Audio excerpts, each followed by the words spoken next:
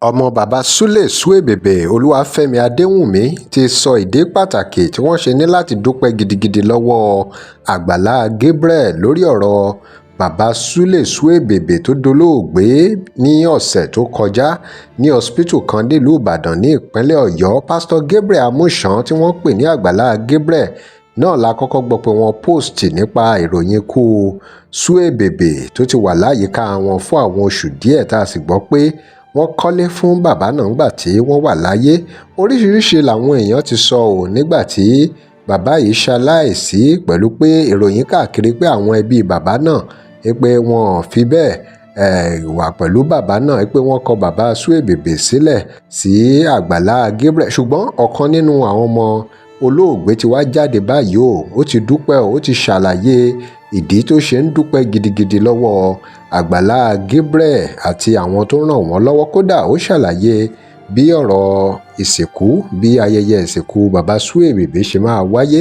Ẹ gbọ́ ohun tó sọ nínú fọ́nrán yìí.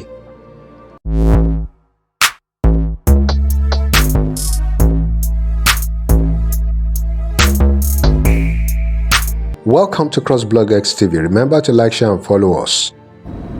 Ẹ tún fi ọwọ́ ọ̀tún ẹ fi bọ́mọ wí, ẹ tún fi ọwọ́ òsì ẹ fi fà mọ́ra. Ẹ ṣé gan. CrossBlogX TV, God bless you. Ẹ jọ̀ọ́ ẹ dárúkọ yín lẹ́ẹ̀kan sí kí n tó wọnú ìbéèrè lọ sà. Orúkọ mi ni Olúwafẹ́mi Adéwùnmí ọmọ Dayọ̀ Súlè Suebebe. Ọmọ bàbá wa Dayọ̀ Súlè Suebebe. Ẹ jọ̀ọ́ nínú ọmọ bàbá ipò kélòó lẹ wà nínú ọkùnrin? Èmi ni second born lọ́kùnrin. Ẹ̀yin ni second born lọ́kùnrin. So ẹ̀gbọ́n mélòó lẹ ní níwájú sà? Bẹ́ẹ̀. Mo ní ẹ̀gbọ́n méjì. Méjì, ok, obìnrin kan ọkùnrin kan àti bọ̀dá Wálé. Bẹ́ẹ̀ni. Ó dáa. Ṣàlàáfíà lẹ everybody wà? Àlàáfíà la wà. Lórúkọ Jésù àlàáfíà Ọlọ́run ò ní fi gbogbo wa sílẹ̀. Ọmọ bàbá Súlè Suebebe náà ni wọ́n ṣàlàyé gbogbo ohun tó ṣẹlẹ̀ tó sì ń dúpẹ́ lọ́wọ́ Àgbàlá Gabriel. Adẹ̀mọ̀ wípé ètò òsìnkú ó ti ń lọ lọ́wọ́lọ́wọ́. Pẹ̀lú ògo Ọlọ́run. Ẹ jọ̀ọ́ ṣé ẹ lè sọ nípa burial arrangement yẹn kẹ́ bá wa sọ fáwọn ènìyàn wa, torí àwọn tó bá fẹ́ wá, àwọn tẹ́ bá dẹ̀ fẹ́ invite kẹ́ ẹ fẹ́ nu sọ́bà ìka gbọ́ ká tó wọnú ìbéèrè mi lọ. Lórúkọ tí bàbá àti tí ọmọ àti tí ẹ̀mí mímọ́, ó mú sí ẹnì kọ̀ọ̀kan wá sílẹ̀, ó wà pẹ̀lú wa. Àmín. Mo dúpẹ́ pé àwa ọmọ àgbẹ̀yìn arúgbó wa àti gbọ́rọ̀ bàmíjẹ́, èrò ayọ̀ náà la gbọ́. Ṣùgbọ́n ohun tó pọ̀ jù bẹ́ẹ̀ tí mo fẹ́ sọ lórí àwọn tó ran bàbá lọ́wọ́. Ok, ṣé bẹ́ẹ̀ lẹ ti fẹ́ ká ti kọ́kọ́ bẹ̀rẹ̀ ìbéèrè ni? Ẹ kọ́kọ́ bá wa sa arrangement ká wá wọnú àwọn yẹn kẹ́ wá máa dárúkọ wọn.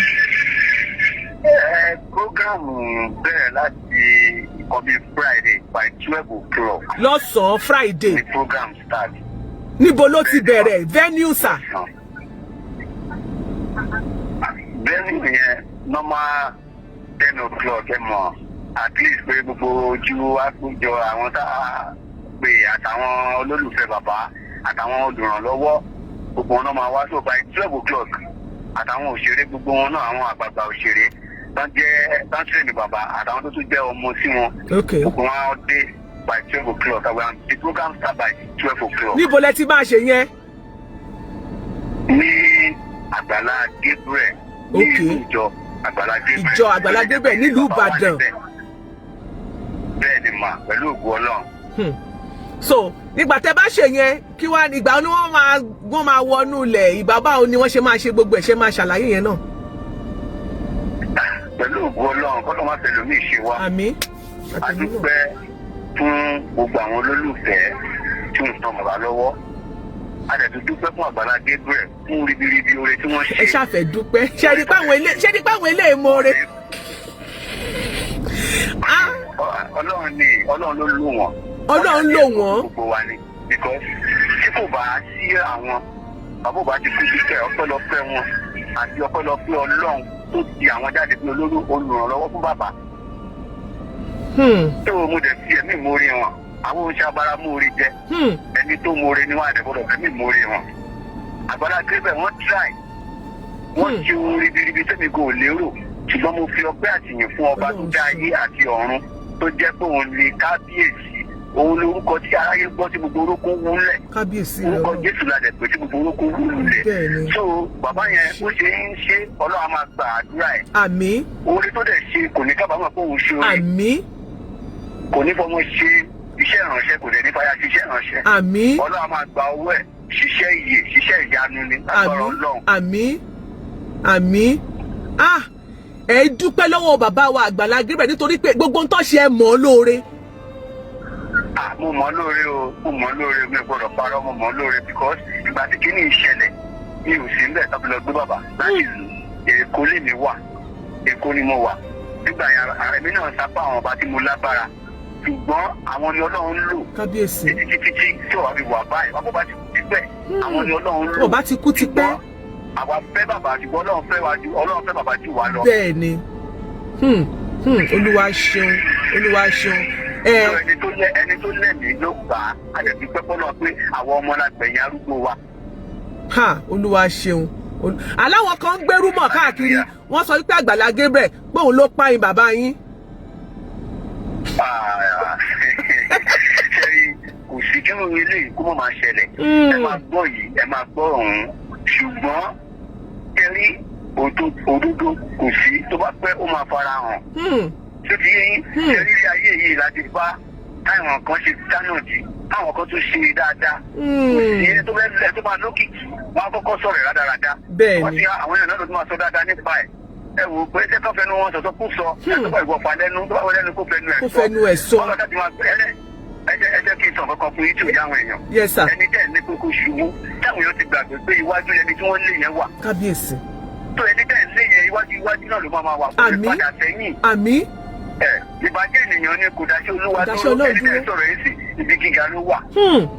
Ibi gíga ló wà àwọn tó sọ̀rọ̀ yìí sì ẹ̀yìn náà wà. Tó wà sálẹ̀. Ó ẹ̀wò ilé ayé láti bá ọlọ́kàn máa san gbogbo alẹ́ sàn rẹ ni. Àmín.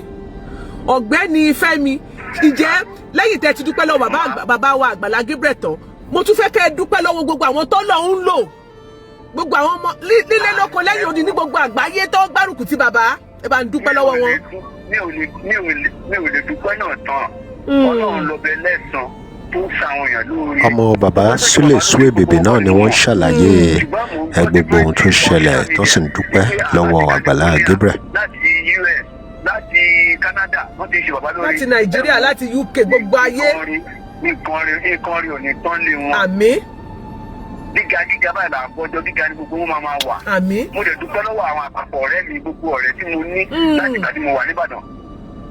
Tí mo ṣe kékeré, àwọn ọ̀rẹ́ mi wọn fìgbà kan fi mí lẹ̀ because mostly wọn ló jẹ́ kí n tẹ̀mọ̀ pé bàbá mi sick. Tó ẹ wò Ọlọ́run nìkan ló lè bá mi san wọ́n lẹ́san tó dáa. Tí bá sọ mélòó ni mo fẹ́ sọ Ọlọ́run lọ bá aláàánú ó bá mi síjú àánú wo gbogbo wọn ó bá mi síjú àánú wo ìdílé tiwọn náà. Àmín. Àmín. Ẹ ṣeun gan. Inú mi dùn gan. Àwọn ọ̀rẹ́ yín Ọlọ́run Elédùmarè á dúró ti àwọn náà, kò ní dá wọn dá bùkátà àwọn náà. Àmín. Mo rí pé ẹ ní ẹ̀mí ìmoore lára. Ọlọ́run Elédùmarè á dẹ̀ jẹ́ kí ayé wọn ti yín dáadáa sí rere. Wọ́n fi re lo ẹ̀yin náà, wọ́n fi re wọ ẹ̀yin náà ní lágbára Ọlọ́run. Àmín Jésù. Lórí ìbéèrè tí mo tún wá fẹ́ béèrè ni wípé ṣé ọjọ́ Friday yẹn náà ní gbogbo arédí ní gbogbo ètò ìsìnkú ní wọn bàbá náà sì máa wọlé sùn ṣọ́jọ́ Friday yẹn ní gbogbo prógráàmù yẹn. Lórúkọ Jésù wọ́n fi ilẹ̀ bò wọ́n láṣìírí lórúkọ Jésù. Àmín.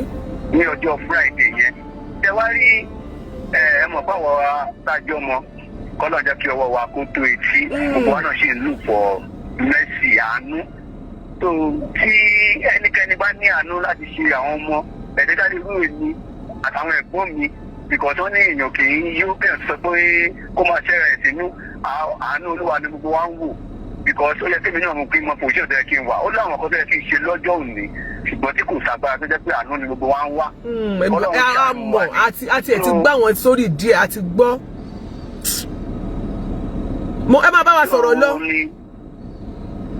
Tí ó bá di ọ̀la tó yẹ tó jẹ́jọ́ Friday ní ètò ìsìnkú máa lọ ṣùgbọ́n mi ò mọ̀ bí àwọn kan wà fámílì o bí ẹbí jẹ́ pé wọ́n fẹ́ bí àwọn ọmọ náà fẹ́ gbọ́ ọwọ́ wọn ṣe díẹ̀díẹ̀ tó fẹ́ ṣe ìnáwó fún bàbá wọn ṣùgbọ́n nísìnyí kò tí ì sí agbára àyẹ̀bẹ̀jẹ̀ kí kọ́ba wa fi lẹ̀ bọ̀ bàbá yẹn láṣìírí náà wọ́n ṣe ní yẹpẹrẹ èèyàn ńlá ni wọ́n. bẹ́ẹ̀ ni ẹ wà sún ọjọ́ ìsìn jíjẹ mímu síwájú. ọ̀run nílé àwa nájà láyé ni ọ̀run nílé kò sígbà tí ọlọ́jọ́ ò lè dé àwa tá a wà yìí náà àánú la ṣe ń rí gbà gbogbo àná máa kú kò sẹ́ni tí ò ní kú àánú la ṣe ń rí gbà ni àánú ọlọ́run kó lè má fi wá sílẹ̀. àmín àmín so àánú ọlọ́run ò ní fi yín sílẹ̀ lágbára ọlọ́run so tí bàbá bá wọlé sùn báyìí tó bá wá di pé bí ẹni ẹni pati whatever tẹ fẹ́ ṣe ẹ wà dájọ́ yẹn síwájú. pẹ̀lú ògo ọlọ́run mà. ìyẹn náà dáa ọlọ́ka tiẹ̀ kọ́kọ́ filẹ̀ bo bàbá láṣìírí ná àánú àwọn èèyàn ti ń gbàdúrà fún yín pé àánú ò fọhùn lágbára ọlọ́run gbogbo ẹ̀yin èèyàn tí ẹ wà ní orí ètò àtẹ̀yin tẹ́ máa padà wo ètò yìí lọ́wọ́ ọ̀gbẹ́ni tó ń bá wa sọ̀rọ̀ náà ni ọmọ bàbá second son bàbá Suebebe gangan ni Mr. Fẹ́mi ní orúkọ wọn. Adéwùmí. Bàbá Mr. Fẹ́mi Adéwùmí ọmọ bàbá Dayọ̀ Adéwùmí bàbá aka Suebebe ọmọ wọn gangan lẹ ń gbọ́rọ̀ lẹ́nu wọn nìyẹn. Olúwa wà pẹ̀lú yín wà. Tá a bá rí ẹnikẹ́ni tó bá fẹ́ ṣèrànlọ́wọ́ fún wọn ẹ̀yin èèyàn ṣé báwo ni ká ẹ má ti lọ lórí ètò ẹ jẹ́ kí n gbọ́ nǹkan táwọn èèyàn fẹ́ sọ náà mo fẹ́ ka kọ́mẹ̀ntì àwọn èèyàn ẹ jẹ́ ká kọ́mẹ̀ntì náà tó bá fẹ́ ṣe ìdílé fún bá fẹ́ ṣe ìrànlọ́wọ́ fún ìdílé yín àbí fún ẹni ẹ jẹ́ ká gbọ́. Ọlọ́run kò ní fi gbogbo wọn sílẹ̀ àmì mo ka kọ́mẹ̀ntì mo mi Jayé Ọba Prince Ayọ̀dèjì Fúnkẹ́ Innocent Wisdom rèé o bẹ́ẹ̀ ni bàbá ẹ mọ̀ pé bàbá Suebebe ní wọ́n ní wisdom bẹ́ẹ̀ ni ẹni tó bá bíyàn lèèyàn ń jọ lágbára Ọlọ́run Awóṣèjì Bọ́lá God mercy will locate all the children in the name of Jesus amen àánú Ọlọ́run àwọn orí sábẹ́rẹ́ ẹnikẹ́ni tó bá fẹ́ ràn lọ́wọ́ ní Nàìjíríà lẹ bá wà ní lókè òkun lẹ fẹ́ wà ní àwọn ọmọ bàbá náà nìyẹn bóyá ẹ fẹ́ ṣe ìrànlọ́wọ́ fún wọn pé tọ̀ ká tiẹ̀ bá wọn ràn wọ́n lọ́wọ́ lẹ́yìn gbogbo ètò ìsìnkú yìí ẹ jẹ́ ká mọ̀ ẹ fẹ́ invite wọn lọ sí abroad ní anything tẹ bá fẹ́ ṣe ẹ jọ̀ọ́ ẹ jẹ́ ká mọ̀ ẹ jẹ́ ká mọ̀ ẹ jẹ́ ká mọ̀ àwọn wọn mọ̀ọ́rẹ́ mo dẹ̀ gbà let's contribute things into your account and give it once okay ṣé ká fi àkáǹtì wọn sílẹ̀ ni àbí to my account kẹ̀ and give it once okay God will send okay mercy will locate but ẹnìkan ló sì sọ̀rọ̀ èṣùpòfo ṣe wà ó mà tọjọ́ mẹ́ta àáfàá Paul èṣùpòfo ẹnìkan ló ń sọ̀rọ̀ God will send helper to them okay.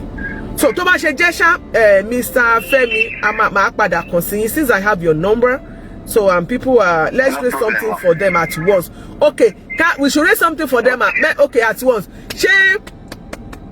ṣé máa okay Iyalaje account okay wọ́n ní kí n fi account mi sílẹ̀ ẹ jọ̀ọ́ ẹ sọ̀rọ̀ account ta ni ká fi sílẹ̀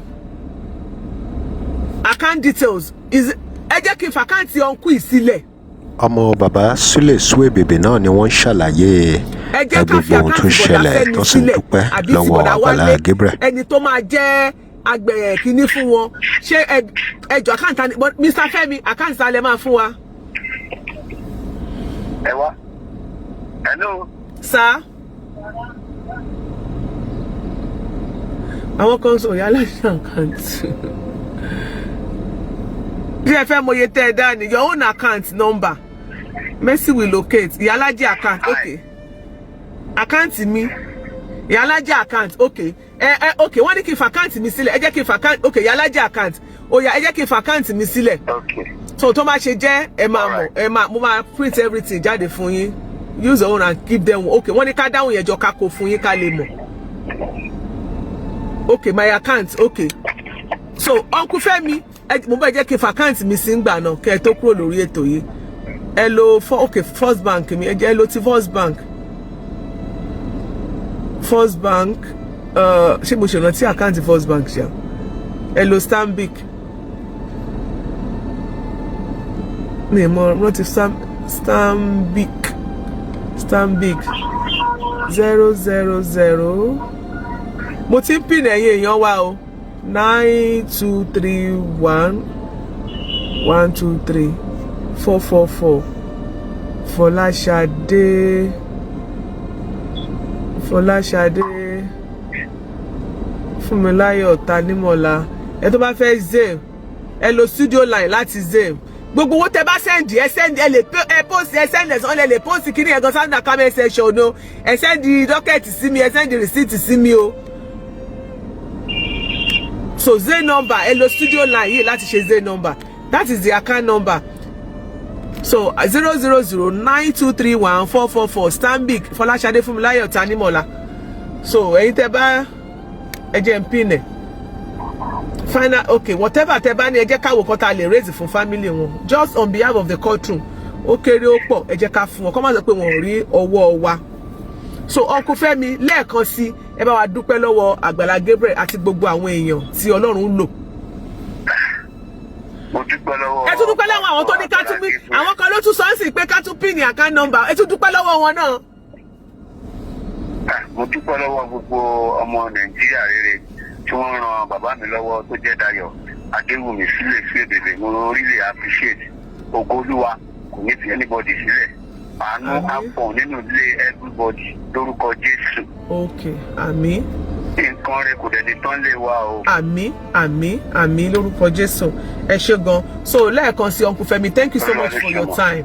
Thank you. My regards to the family. Ẹ bá ń kí Mr. Wale, ẹ bá mi kí everybody, gbogbo ọmọ pátápátá, àyè anybody sílẹ̀.